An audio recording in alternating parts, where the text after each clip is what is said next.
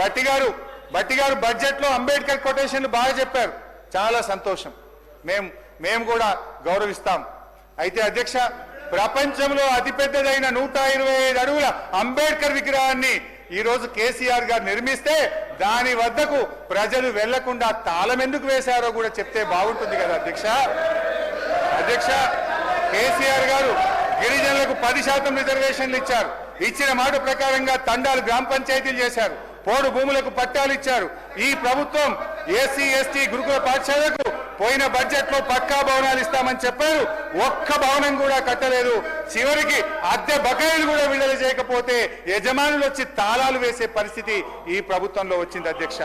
ST SDF కింద పోయిన budget లో 17,000 కోట్లు పెట్టే అధ్యక్ష, డిసెంబర్ నాటికి కేవలం 6,000 కోట్లు మాత్రమే విడుదల చేశారు. हमारे मुसलमान बहनों को भाइयों को माइनॉरिटीज को भी ये कांग्रेस सरकार ने धोखा दिया. कम से कम कैबिनेट में जगह नहीं है. पिछले बजट में 3,003 करोड़ रुपए रखे, अभी तक 1,000 करोड़ रुपए भी रिलीज नहीं करे. मुसलमानों का ओवरसीज स्कॉलरशिप बंद हो गया. मुसलमानों का बच्चों का फीस रिएंबर्समेंट का पैसे नहीं आ रहा. 1 तुला सोना देते बोले सोना किधर गए कि नहीं मालूम. शादी मुबारक का चेक भी बहुत लेट हो रहा. आज केसीआर साहब ने जो रमजान के तोहफा लाया, आज तोहफा भी खत्म हो गया. तोहफा भी नहीं मिल रहा. 203 माइनॉरिटी रेजिडेंशियल स्कूल्स रखे.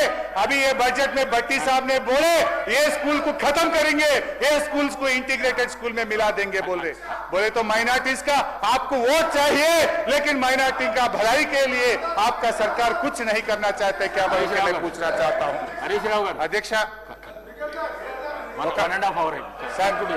సార్ 25 నిమిషాలు ఇంటరప్షన్ అయింది సార్.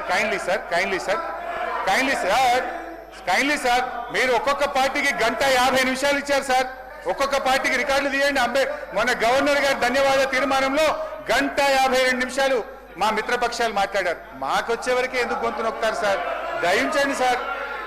అధ్యక్ష, పంచాయతీరాజ్ అధ్యక్ష, భట్టి గారు గౌరవనీయులు బడ్జెట్ లో గ్రామ స్వరాజ్యమే దేశ స్వరాజ్యం అన్నారు. ఎస్, ఐ అగ్రీ అధ్యక్ష. గాంధీ గారు చెప్పిన నినాదాన్ని గౌరవనీయులు భట్టి గారు చాలా గొప్పగా చెప్పారు. కానీ ఆచరణలో ఏం జరుగుతుంది? ఏ గ్రామానికైనా పోదామా? ఇవాళ పల్లెల పరిస్థితి ఏంది?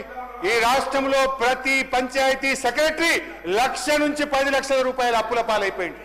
అప్పులు లేని పంచాయతీ సెక్రటరీ లేడు. బుగ్గలు వేయాలన్నా, ట్రాక్టర్లో డీజిల్ పోయాలన్నా గ్రామ పంచాయతీలకు నిధులు విడుదల కాక ఇవాళ పారిశుద్ధ్యం కుంటుబడిన పరిస్థితి అధ్యక్ష. బిల్లులు రాక మాజీ సర్పంచులు ధర్నాలు చేస్తున్నారు, ఆత్మహత్యలు చేసుకుంటున్నారు. ఆనాడు పల్లె ప్రగతి కింద ప్రతి నెల పల్లెలకు 277 కోట్లు, పట్టణాలకు 174 కోట్లు ఇచ్చాం అధ్యక్ష. ఈ ప్రభుత్వం వచ్చిన తర్వాత అది బంద్ అయింది. ప్రతి పల్లెకు ఈ రాష్ట్రంలో ట్రాక్టర్ 12,941 ట్రాక్టర్లు ఇచ్చాం అధ్యక్ష. పాలన అధ్యక్ష, సరే సింపుల్ అధ్యక్ష, ఒక్క మాట చెప్తే బాగా అర్థం చేసుకోవాలని.